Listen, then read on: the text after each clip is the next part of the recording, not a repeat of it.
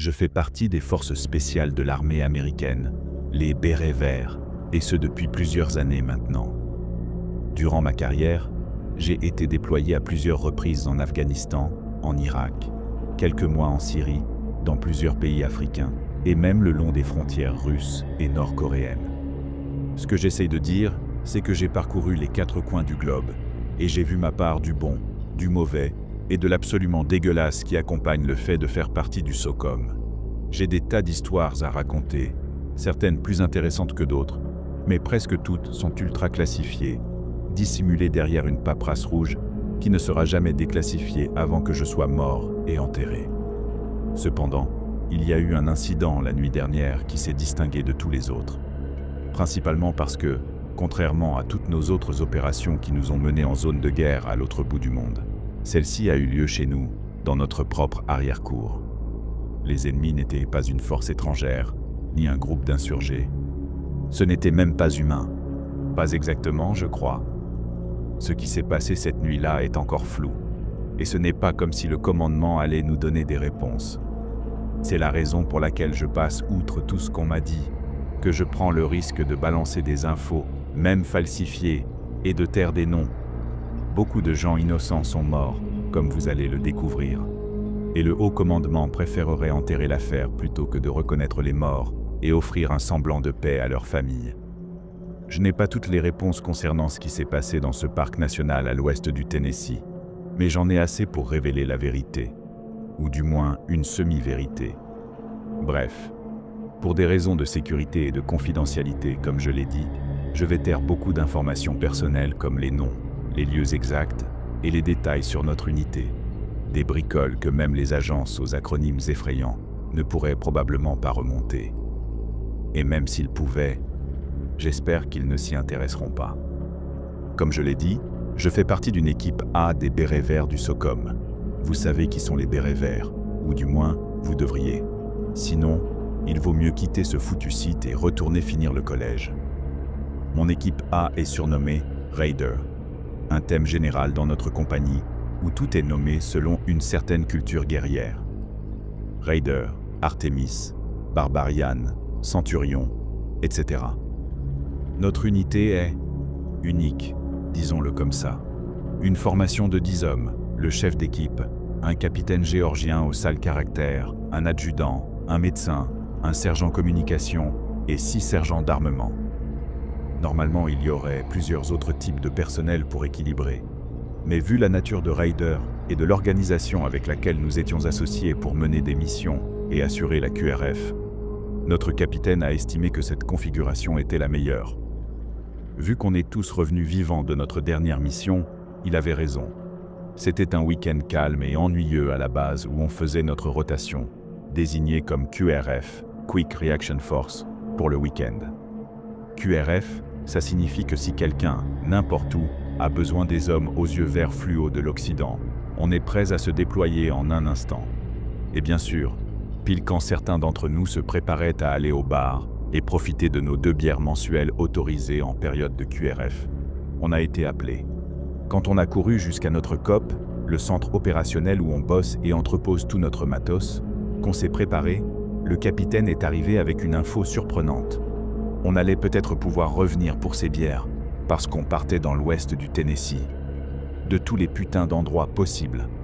On était confus, aucun détail sur la situation, aucun renseignement de commandement, pas d'infos sur l'ennemi, leurs armes, la disposition des lieux. Rien. Mais comme équipe QRF, Raider s'est équipé et en moins de 20 minutes, on était prêt à embarquer à la zone d'atterrissage. En attendant notre transport, le capitaine a enfin reçu des informations. Apparemment, une installation située en pleine forêt inhabitée et interdite au sein d'un parc national avait déclenché un signal de détresse. La forêt en question se trouve, comme je l'ai dit, dans l'ouest du Tennessee et a une longue histoire de disparition sur ses sentiers et campings désormais souvent fermés ou bloqués. Ça soulevait pas mal de questions. C'était quoi cette installation? Pourquoi au milieu d'un parc national? Qu'est-ce qui nécessitait de déployer l'équipe de Bérets verts la plus féroce de toute la côte Est comme renfort? Pourquoi nous envoyait-on là, alors que dans une heure, quelqu'un en Libye ou au fin fond de l'Eurasie pourrait avoir besoin de nous? Le capitaine a reconnu qu'on se posait toutes ces questions, mais il nous a assuré qu'il ne savait rien de plus.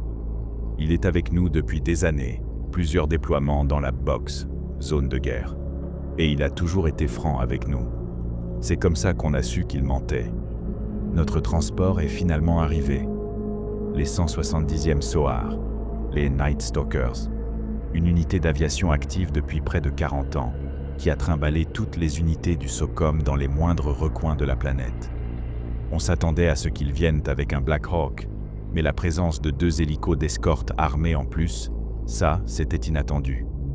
On était en territoire américain, on allait au Tennessee. Pourquoi était-il là? Même avec les Night Stalkers volant à pleine vitesse à travers plusieurs États, il nous a fallu quelques heures pour atteindre notre point de débarquement. À l'intérieur de l'hélico, à fond la caisse, c'était assourdissant. Même avec nos casques électroniques, le vacarme était infernal. Et pourtant, assis à côté du capitaine, j'ai pu remarquer qu'il parlait à quelqu'un sur une autre fréquence. Ce n'était pas normal. D'habitude, il passe par le sergent radio pour utiliser les ondes. Mais là, il utilisait un canal latéral sur sa propre radio. Il parlait à quelqu'un tout en notant des infos. J'ai pu jeter un œil à ce qu'il écrivait. Mascal. Hopfort à distance rapprochée. Aucun Bluford sur zone. Les hélicos se sont posés sur un parking vide, près du poste de garde forestier local. On a débarqué dans la zone, les hélicos sont repartis, et le capitaine a parlé sur notre réseau radio d'équipe. Raider Romeo ici, Raider Lead. Passe sur le réseau et fais-leur maintenir l'orbite au cas où on aurait besoin d'un appui aérien. Terminé. Pour info, Romeo, c'est notre opérateur radio. Il a ensuite repris la parole sur notre réseau. Tous les Raiders, tenez la position à l'extérieur et sécurisez le périmètre. Je vais chercher le putain de Ragnar. Préparez-vous pour un briefing ramp, j'ai eu plus d'infos. Ragnar était une déformation volontaire de Ranger, utilisée pour se moquer gentiment des gars des 75e Rangers, ou ceux qui prenaient leur badge un peu trop au sérieux. Si le capitaine balançait des vannes, c'est qu'il était sous pression, c'est sûr. On s'est tous postés derrière les véhicules des Rangers garés sur place. Pour être clair, notre équipe était équipée de GPNVG, aussi appelés Quad Nods, des lunettes de vision nocturne à 4 lentilles, qui donnent une vision presque en plein jour. Combinés à nos désignateurs laser puck sur nos fusils, qui nous permettent de viser et tirer de nuit, l'armée US a un dicton « We own the night ». La nuit nous appartient. La lisière de la forêt devant nous ressemblait à une foutue rave partie tactique quand le capitaine est revenu. Lunettes en position, accompagné du garde forestier de service. Il s'est branché sur notre réseau radio et on l'a entendu dans nos casques. Tous les Raiders, ici, lead. L'installation cible est à 600 mètres sur la route nord-ouest, à 1 heure de notre position. Terminé. Nouvelle info. L'installation a subi un incident Mascal. Terminé. Mascal. Basse. Mass casualties. Perte massive. L'Hopfort est non identifié, mais le signal de détresse mentionnait qu'il est extrêmement dangereux et engage à courte distance. Terminé. Aucun Bluford sur zone, je répète. Commandement affirme qu'il n'y a aucune force alliée sur place. Toute personne rencontrée est à éliminer. Terminé. Le capitaine s'est tourné vers le garde forestier. Un commentaire supplémentaire, Ranger Clément? L'homme, la quarantaine, partiellement chauve, se gratta la nuque et toussa avant de parler. Qu'est-ce qu'il y a eu, vos gars? C'est du costaud. J'ai entendu beaucoup de coups de feu. Et ne vous séparez pas, quoi que vous fassiez. Dans ces bois, ne vous séparez pas. Notre médecin a éclaté de rire. Ah ben, c'est super rassurant ça. Le capitaine hocha la tête vers l'homme en repartant. Bien noté. Surveillez vos 6 heures, vos 12 heures et vos putains de 5 heures en avant. On s'est levé et on s'est mis en route. Chacun avait son petit rituel de préparation mentale, comme un moment final qu'il accomplissait avant de s'engager sur le sentier dans les bois. La même routine qu'avant de sortir des FOB et des bases à l'est. J'ai expiré une dernière bouffée d'air chaud dans le froid. Notre médecin a donné une claque sur son casque pour se motiver. Le capitaine a sorti un petit crucifix en argent de sous sa chemise de combat et l'a embrassé. Ce genre de truc qu'on n'est techniquement pas censé porter selon le règlement. Mais aucun de nous n'était une balance. On a avancé sur le sentier, en formation en colonne décalée, une sorte de zigzag. Nos lasers infrarouges balayèrent les arbres, les rochers et la végétation autour de nous, cherchant désespérément toute menace tapie dans l'obscurité. Mais malgré notre paranoïa, rien n'est apparu. Pourtant, quelque chose nous suivait. C'était évident. Dans les environnements forestiers, on apprend à écouter les bruits autour de soi. Les grillons, les oiseaux, les déplacements des animaux, leur direction, leur vitesse. Mais sur ce chemin, on n'entendait rien. Rien du tout. C'est normal que certains écureuils ou oiseaux s'éloignent quand un groupe de types armés avance dans les bois. Mais pas tout. Normalement, il reste toujours un fond sonore, une ambiance naturelle persistante même en présence humaine. Mais là, il n'y avait rien. Aucun grillon, aucun oiseau, pas même une cigale, rien. Et les forces spéciales américaines, et le SOCOM en particulier, sont surnommés les professionnels silencieux. C'est dans notre nom.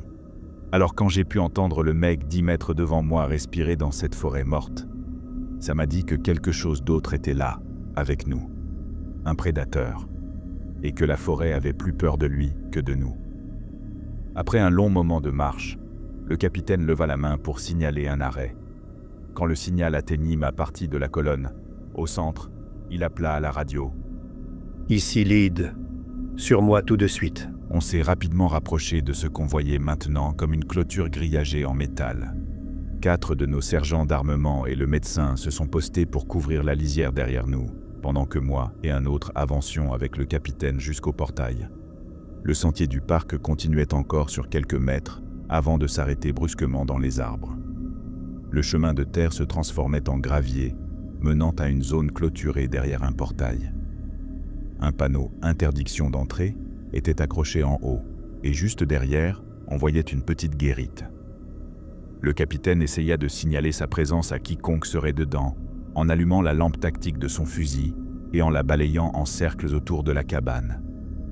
Mais lorsqu'il s'arrêta et centra le faisceau sur la porte, on vit une grande flaque de sang éclaboussée contre le mur du fond, et s'étalant sur le sol, un bras dépassait à moitié du cadre de la porte.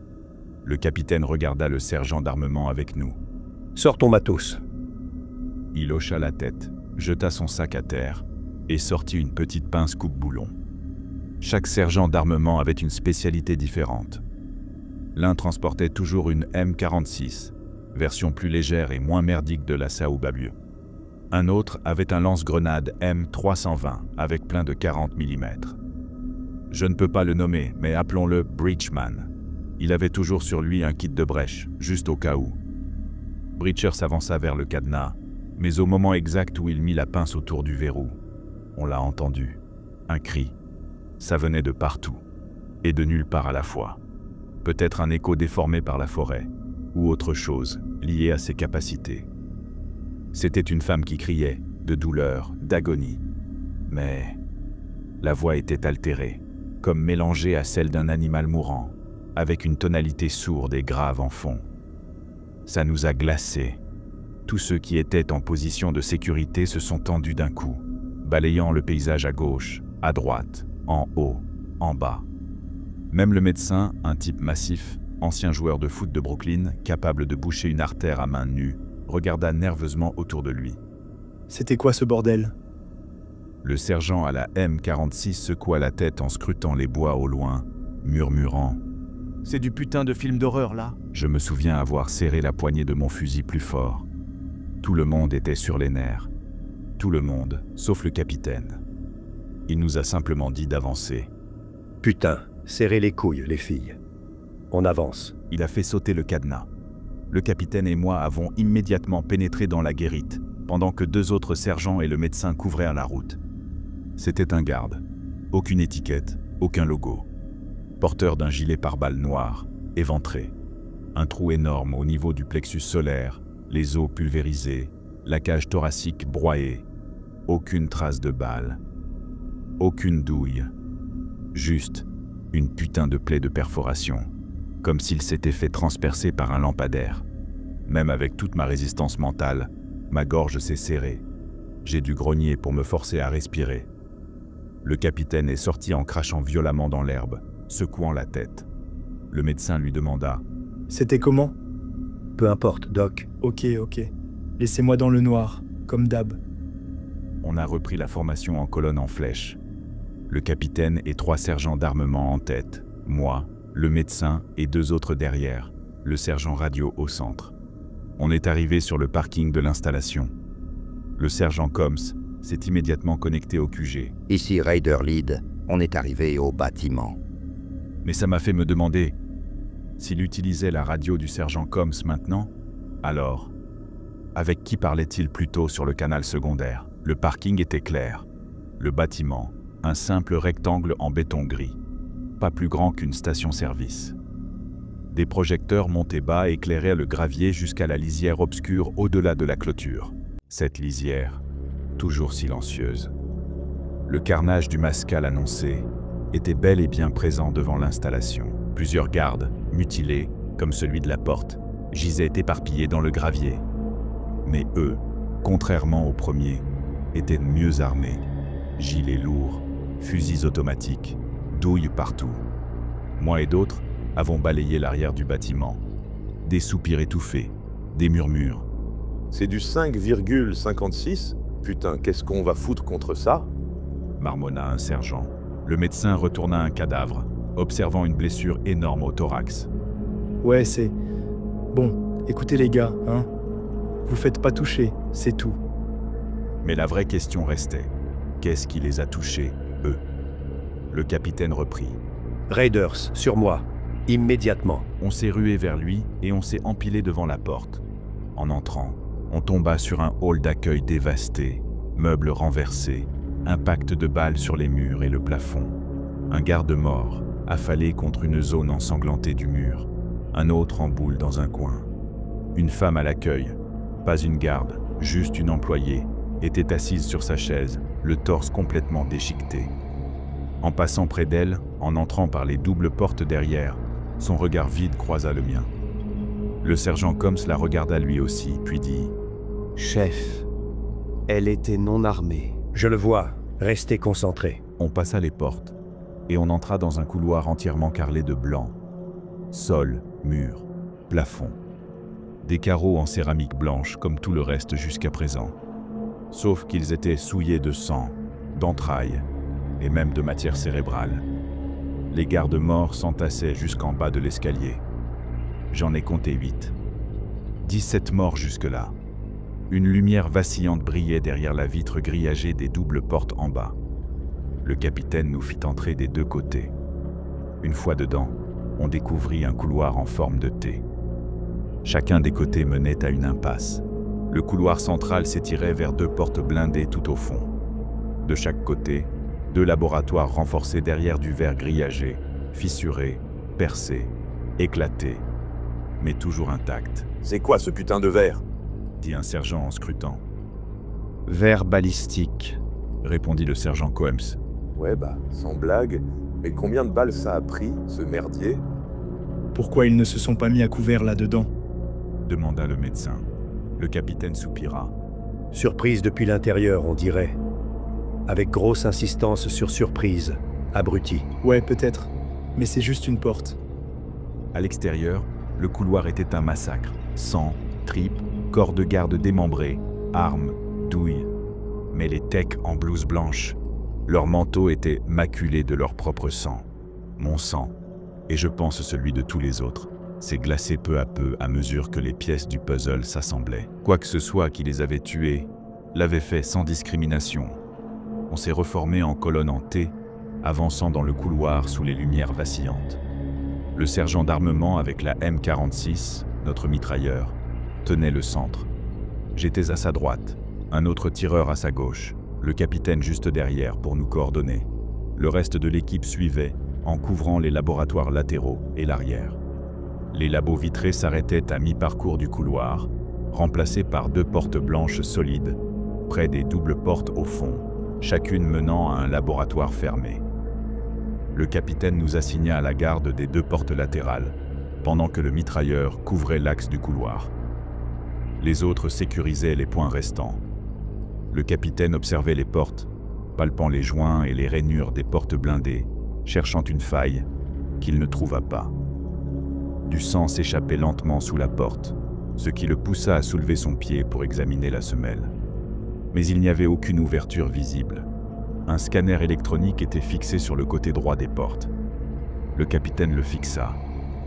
Un scanner d'empreintes de main. Je ne pensais même pas que ça existait en vrai. Il passa sur le canal privé que je mentionne depuis tout à l'heure. Je suis aux portes. Ouais, tout au fond, il y a un scanner d'empreintes. Il attendit quelques secondes dans un silence assourdissant. Il émit un petit rire nerveux en s'approchant d'un cadavre de garde et en lui donnant un coup de pied. J'en ai un ici. Pardon. Répétez la dernière. Comment ça, vivant? Il se frotta le visage en jurant à voix basse. Putain.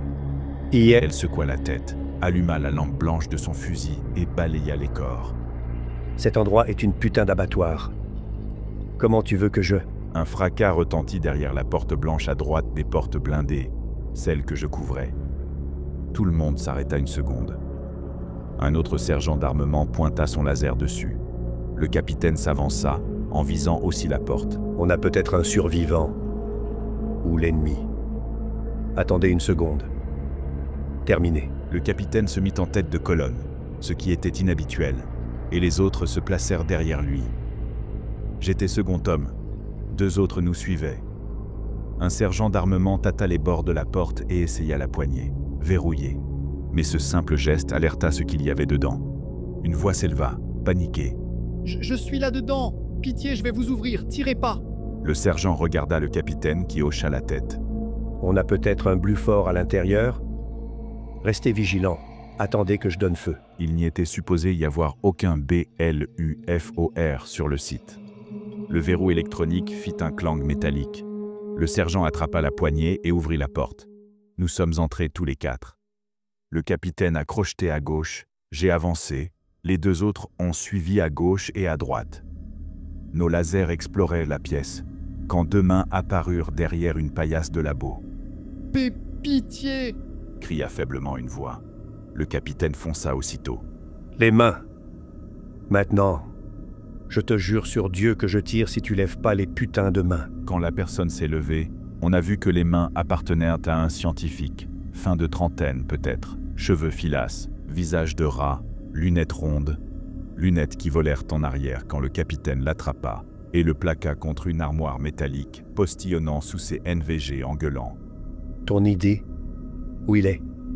Montre-le. Le capitaine le fouilla brutalement, lui arracha son badge, puis le jeta au sergent d'armement le plus proche. Le scientifique tomba à genoux, et le sergent pointa aussitôt son fusil sur l'arrière de son crâne. Le capitaine reprit son canal privé. De retour. Possible Bluford. Préparez-vous pour le code ID. Il lut le code phonétiquement, attendit une réponse, puis se tourna vers le sergent. Relève-le. Le scientifique fut remis sur pied. Je me suis senti un peu mal. Il avait l'air d'un pauvre stagiaire de Harvard, embarqué dans un cauchemar, puis brutalisé par une escouade de commandos. J'ai bien dit Huller. Pitié, je sais pas ce qui se passe. Je faisais juste des tests chimiques. Faut qu'on sorte d'ici avant que... Le capitaine lui colla le visage au sien. Ferme ta gueule. Et il le fit. Tu sais très bien ce que vous foutiez ici. Moi aussi je le sais. Tu vas ouvrir ces portes, maintenant. Le mec sembla choqué. Ouvre les putains de portes. Sur un signe du capitaine, le sergent le poussa dans l'encadrement. Il vacilla. Le capitaine éclata de rire et me fit signe d'un doigt. Allez, docteur, traîne pas. Je l'ai tiré par le col jusqu'aux portes blindées. Le capitaine l'a pris et l'a écrasé contre les portes. Main. Sur le scanner. Maintenant. Il lui saisit le poignet, mais le scientifique se débattait. Non, j'ai pas cet accès. Je me suis blessé à la main en me cachant. Laissez-moi. Le médecin fit une grimace, chose rare pour un béret vert aussi désabusé. Il osa dire « Cap, allez !» Le capitaine lui lança un regard assassin en luttant avec le scientifique. Puis, il rit en regardant sa victime. « Attendez un peu ce que vous allez voir, les gars. » Alors que le scientifique luttait encore, le sergent d'armement le plaqua contre la porte et le capitaine parvint à lui apposer la main sur le scanner. La lumière bleue s'illumina, traça les lignes de l'empreinte, puis vira au vert. Les loquets électroniques des portes commencèrent à s'ouvrir lentement. Le capitaine lâcha le scientifique. « Eh bah merde, qui l'eût cru ?» Les portes s'écartèrent lentement. La pièce était plongée dans le noir, éclairée seulement par des lumières rouges d'urgence. Du verre brisé crissait au sol. Un liquide bleu trouble, mêlé au sang de plusieurs gardes morts derrière les portes, s'écoulait dans le couloir. Le capitaine attrapa le scientifique par le col, le remit debout. « Tu les connais ces hommes, docteur? C'était tes potes ?» Et il le poussa dans la pièce. Le scientifique glissa sur le sang et le verre, se coupant à la main. Nous sommes entrés à notre tour. Et ce que nous avons vu à l'intérieur, je l'ai dit au début. J'ai été déployé en Irak, en Afghanistan, en Syrie. J'ai vu des fosses communes, utilisées par des cellules terroristes, des villages entiers massacrés. J'ai vu des chambres de torture dans des réseaux de tunnels. Mais ça dépassait tout. Chaque horreur, chaque crime de guerre, multiplié par 10. Un mur entier était tapissé de gigantesques tubes en verre, les murs eux-mêmes recouverts de moniteurs, de disques durs, de systèmes informatiques. Et le chemin du carnage menait droit vers ce qui restait des gardes à l'entrée. Ce qui fait 24 soldats armés, détruits par quelque chose. Ce qui m'a vraiment glacé le sang, c'est ce qu'il y avait dans ces foutus tubes en verre teintés de bleu et de vert, épais comme des réfrigérateurs, connectés par des ports en haut et en bas. Des tuyaux et des câbles à l'intérieur, reliés à... Le capitaine poussa le scientifique contre l'un des tubes en verre. Le craque de son nez résonna dans la pièce vide, alors qu'il se le tenait en gémissant. « Alors, Doc, c'est lequel? C'est quel putain de tube? » Un tube? De quoi parlait-il? Qu'est-ce qu'il savait? Qui lui avait dit quoi? Qui était sur cette foutue fréquence? Le scientifique cracha du sang qui s'infiltrait dans sa bouche, pendant que le capitaine, 1,95 m, une armoire à glace même au milieu d'autres colosses des forces spéciales, l'attrapait par le col de son t-shirt bleu. Je sais pas.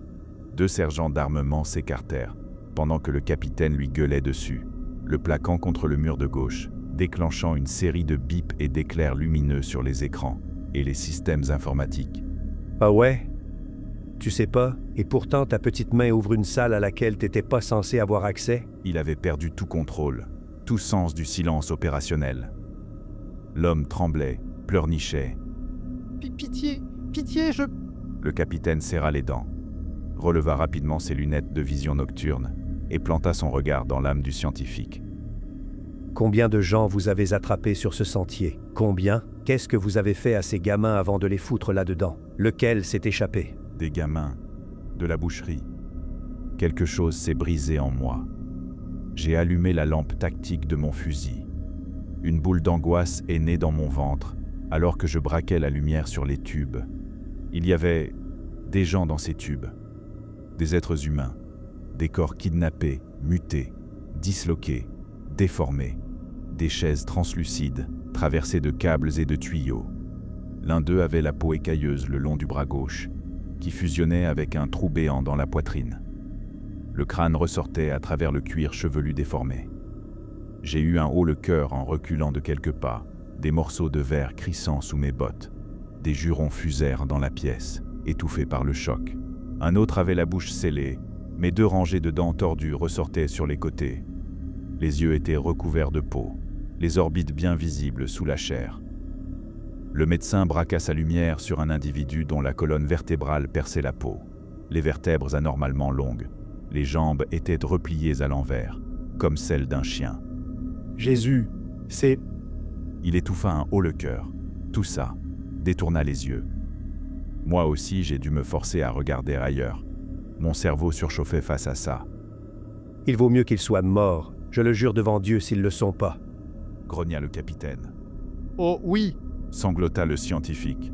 « T'es sûr? » ?»« Oui, ils sont morts pendant l'opération. »« Si tu me mens, je te donne mon arme secondaire et tu les euthanasies un par un. » Le capitaine le poussa au milieu de l'allée. Je baissai les yeux, secouant la tête.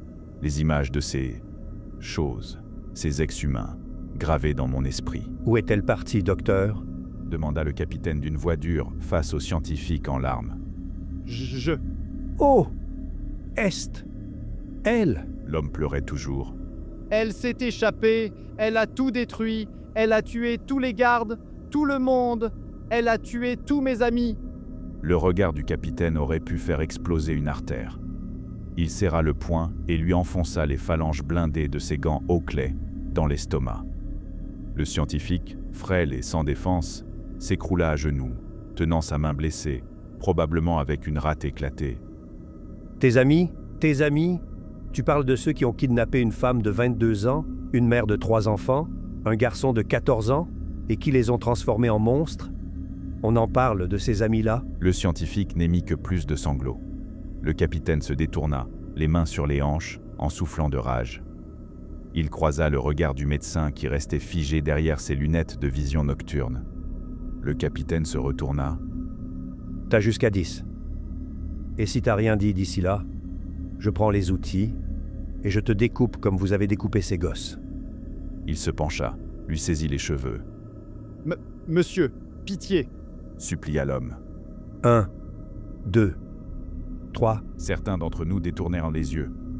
D'autres secouèrent la tête. Pas par honte du capitaine. Il n'y avait pas un seul homme dans cette pièce qui n'aurait pas fait la même chose après avoir vu eux.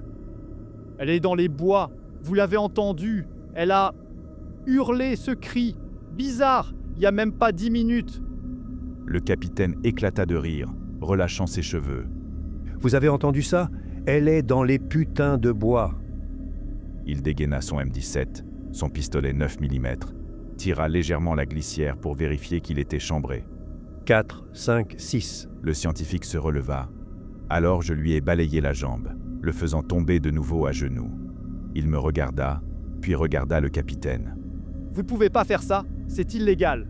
Mais avant que le capitaine ne réponde, on l'a entendu. Un cri. Il résonna dans tout le couloir, ricochant contre les tubes de verre. Ce cri mi-humain, mi-monstre. Sauf que cette fois, il ne venait plus des montagnes lointaines. Il venait du haut des escaliers. Et là, les lumières s'éteignirent. Je ne sais pas si c'était des dégâts antérieurs, une surtension ou autre chose, mais tout s'est éteint. Les lumières du couloir, les lumières de l'escalier, les lampes de la pièce, les écrans, les tubes, tout.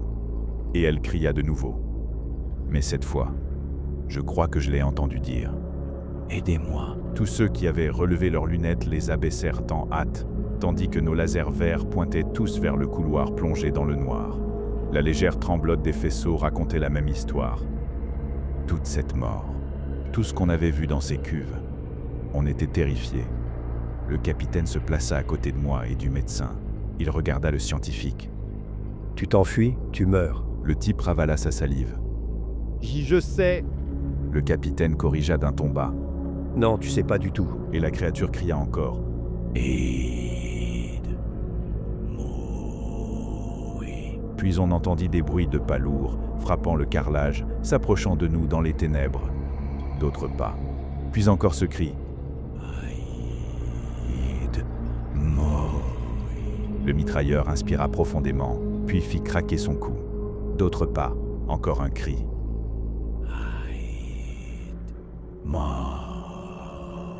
Elle était à moins de 5 mètres de la porte désormais. « Seigneur Dieu !» murmura le capitaine. Je ne voyais pas grand-chose dans cette obscurité.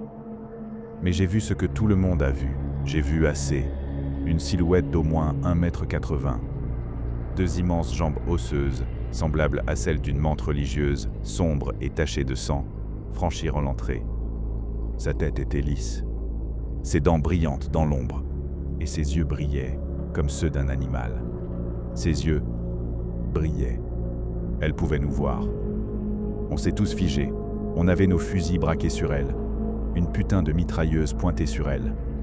Une pièce pleine de bérets verts, l'élite de l'élite. Et personne n'a bougé. Le capitaine fut le premier à tirer, pressant la détente et déversant du 223 dans cette abomination contre l'existence même. Le mitrailleur ouvrit le feu à son tour, puis le médecin, 2 autres sergents d'armes aussi. La chose hurla vers nous, un cri d'agonie, comme une femme en détresse, suppliant à l'aide.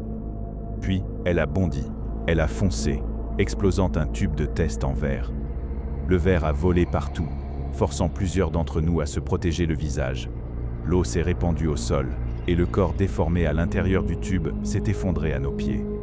Une puanteur immonde et putréfiée a envahi l'air. Putain, Jésus! S'étrangla le médecin, repoussant la chose du pied en suffoquant. La créature hurla de nouveau alors qu'un tireur à proximité reculait en panique. Elle sauta sur lui, plantant sa mandibule osseuse dans son épaule gauche, le plaquant au sol alors qu'il hurlait, le frappant du coude et le repoussant avec ses jambes. Mais elle ne l'attaqua pas vraiment. Elle le regardait. Elle regardait le scientifique. Il tenta de fuir pour sauver sa vie, mais la créature lui sauta dessus, le clouant face contre sol, dans l'eau trouble. Et c'est là que j'ai vu les 6 bras plus petits, humanoïdes, sortant de son torse. Sa mandibule principale le maintenait au sol, et les bras, certains normaux, d'autres avec des griffes osseuses, d'autres encore garnis de dents aiguisées, se sont mis à lacérer son dos. Le scientifique hurlait, sa blouse s'ouvrait, pendant que la créature creusait dans sa chair. Certains continuaient à tirer, mais la chose ne réagissait pas. Elle ne bougeait même pas. Elle se contentait de déchiqueter ce pauvre, mais odieux, salaud. La voix du capitaine éclata dans les radios, alors que lui et le médecin soulevèrent le sergent blessé pour le mettre sur les épaules du capitaine. On ne peut pas la combattre ici, dehors, maintenant. Il avait raison. Elle dominait en combat rapproché, empalait les mecs avant qu'ils puissent riposter. On a tous couru, les nerfs à vif, nos armes surchauffées d'avoir tiré sur une chose qui ne réagissait qu'avec une fureur animale. Le courant étant coupé, impossible de refermer les portes blindées. Tout ce qu'on pouvait faire, c'était fuir. J'ai failli glisser sur le verre en me repliant, tirant quelques balles désespérées dans le labo, aux côtés du mitrailleur. Les cris du scientifique résonnaient dans tout le couloir, alors qu'on montait les escaliers en trombe. Elle allait en finir avec lui rapidement. Le mitrailleur et moi avons couvert le capitaine jusqu'à ce qu'on atteigne l'air libre, la puanteur de mort remplacée par celle, fraîche, des pins de la forêt. Plusieurs gars ont sorti des flards, torches de signalisation, et les ont jetés dans tous les sens, nous offrant une lumière verte, bleue, rouge, violette. Le capitaine déposa le blessé derrière une vieille berline cabossée, pendant que le médecin commençait à le soigner. Le mitrailleur déploya son bipied sur le capot de la voiture et visa l'entrée du bâtiment. Le capitaine plaça ses hommes en cercle de manière à avoir des lignes de tir claires, hors de portée de la créature. Roméo, branche-toi sur le putain de réseau et appelle l'appui aérien. Le sergent radio s'activa derrière la berline, devenu notre poste de commandement improvisé. Je me postais derrière un gros SUV, avec plusieurs autres sergents.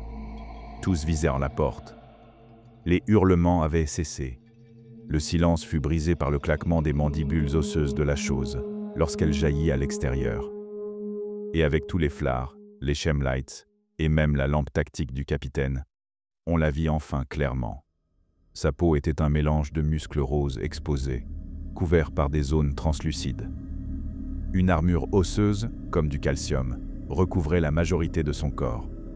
De son dos à ses pattes, des excroissances osseuses en forme de petites mandibules s'étendaient, et sa tête, un crâne apparent, avec des yeux humains, injectés de rage, et une mâchoire énorme, désarticulée, qui s'ouvrit en poussant un hurlement assourdissant. Le mitrailleur fut le premier à ouvrir le feu. Les rafales de 5,56 transpercèrent l'armure osseuse de ses pattes et de son torse. La chose recula, grogna, puis chargea. Le capitaine roula sur le côté de la berline. La créature planta ses mandibules avant dans le toit, le défonçant. Le médecin se jeta sur le blessé pour le couvrir, alors que la créature les observait d'en haut. Le capitaine ouvrit le feu sur l'arrière de son crâne. Elle rugit de rage et se précipita vers lui, le forçant à quitter notre ligne de tir, en courant derrière le véhicule. Elle planta une patte pointue dans le capot, puis une autre à ma gauche. Je contournai son flanc en tirant. Elle hurla. Du sang jaillissait. Son armure osseuse craquelait et se détachait en morceaux. Elle se tourna vers moi. Je passai mon M4 en rafale, la martelant de balles, mais elle me fonça dessus, me projetant au sol. Ses mains plus petites, semblables à des pattes démoniaques, tentèrent de m'attraper. Je les repoussai. Sa mâchoire claqua près de mon visage. Je mis mon fusil en travers pour me protéger. Elle mâchait le métal. Le mitrailleur explosa un morceau de son crâne exposé. La créature vacilla. Le capitaine la frappa à la tête avec la crosse de son arme, puis tira une autre rafale. Elle rugit de nouveau en se tournant vers lui. Il laissa tomber son chargeur vide, en inséra un autre. Elle bondit vers lui, les deux bras avant levés. Les vitres du SUV explosèrent. Le capitaine se jeta au sol, tirant dans son ventre pendant qu'il roulait en arrière dans la clairière. La chose voulut le suivre, mais elle ne put pas. Ses mandibules étaient coincées à l'intérieur du SUV. Le capitaine laissa pendre son fusil et sortit un objet de sa veste. Petit, 16 onces d'acier, une cuillère métallique, une goupille, une grenade M67. Il se tourna vers nous. « Couvrez-vous !» Tous ceux à découvert se jetèrent à terre. Le mitrailleur et plusieurs autres sergents se replièrent derrière des barrières en béton. Je glissai derrière la berline, aidant le médecin à protéger notre camarade blessé. J'ai entendu le clac de la cuillère, puis le sifflement de la grenade. Le capitaine a sauté par-dessus le capot, entraînant le sergent radio avec lui, le couvrant de son corps en se plaquant au sol. L'explosion fut titanesque. La déflagration secoua tout le monde. Même moi, planqué derrière la voiture, j'ai été ébranlé. Des éclats volèrent partout. Ils frappèrent les barrières, le bâtiment, et toutes les vitres restantes de la berline furent soufflées. Quelques secondes s'écoulèrent. On commença tous à relever la tête. Puis on la rabaissa aussitôt. Le réservoir du SUV explosa à son tour. La carcasse fut engloutie dans une boule de feu, si intense que j'ai senti les flammes me lécher le visage. Tous ceux qui étaient à découvert se sont jetés au sol. Le mitrailleur et plusieurs sergents d'armement se sont repliés derrière une rangée de blocs de béton Jersey. Moi, j'ai couru et glissé derrière la berline, aidant le médecin à protéger notre camarade blessé. J'ai entendu le bruit caractéristique de la cuillère de la grenade s'envoler, suivi du sifflement du projectile. Le capitaine a sauté par-dessus le capot de la voiture avec le sergent radio, le couvrant de son corps, alors qu'ils se plaquaient tous deux au sol. L'explosion fut assourdissante. La déflagration de la grenade a secoué tout le monde, même moi, alors que j'étais beaucoup trop près. Des éclats et des fragments ont volé dans tous les sens, percutant les blocs de béton, le bâtiment et les dernières vitres encore intactes de la berline, qui explosèrent aussitôt. Quelques secondes passèrent.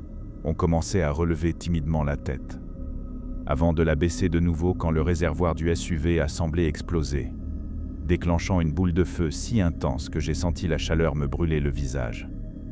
Le capitaine surgit, posant son fusil sur le capot de la voiture pour viser.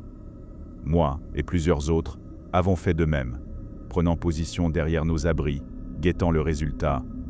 Le SUV n'était plus qu'un squelette en feu, un brasier alimenté par tous les sens répandus. Le sol autour était en feu. Et la créature, elle sortit péniblement des flammes, tirant sa dernière patte intacte, la gauche avant, la seule qui lui restait. Elle tituba, les muscles bouillants, la peau éclatée, ses plaques osseuses carbonisées ou fondues. Ses yeux fondus tournèrent dans le vide, brûlés. Aide. Le gravier craqua sous son corps calciné, alors qu'il s'effondrait en avant. Le capitaine émergea de derrière le véhicule. Quelques-uns parmi nous osèrent s'approcher de l'abomination. Il releva ses lunettes, ressortit son M17 et le braqua sur la tête de la créature. Une balle, 2, 3. Le crâne calciné s'effondra. Un cercle de lumière nous enveloppa alors que les rotors d'un Black Hawk résonnaient au-dessus de nous. Je me couvris les yeux et relevai mes lunettes pour éviter le projecteur aveuglant. Hopfort, actual neutralisé. Bâtiment sécurisé. L'heure qui suivit fut plongée dans un étrange brouillard de mystère. Le capitaine, contrairement à toutes nos missions précédentes où il nous ordonnait de nous mettre en position défensive, assigna le mitrailleur à la berline près de l'entrée et demanda au reste d'entre nous de surveiller la lisière de la forêt. Et puis, les fourgons sont arrivés. C'est là qu'il nous a dit.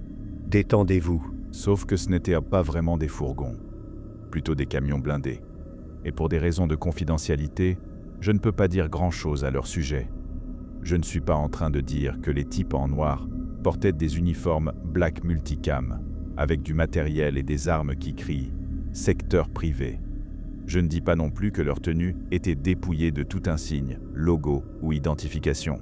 Je ne dis pas que leur combinaison hazmat était bien plus avancée que tout ce que notre système MOPP peut offrir, avec refroidissement intégré et plusieurs couches de protection. Je ne dis pas qu'ils ont sorti plusieurs caisses métalliques de leurs véhicules blindés, ni qu'ils ont amené un drone de surveillance avancé. Ce que je peux dire, c'est qu'ils n'étaient pas hostiles. Putain, l'un d'eux nous a même offert une clope. L'hélico s'est posé de l'autre côté du bâtiment, sur un terrain dégagé, et c'est là qu'on nous a dit d'aller.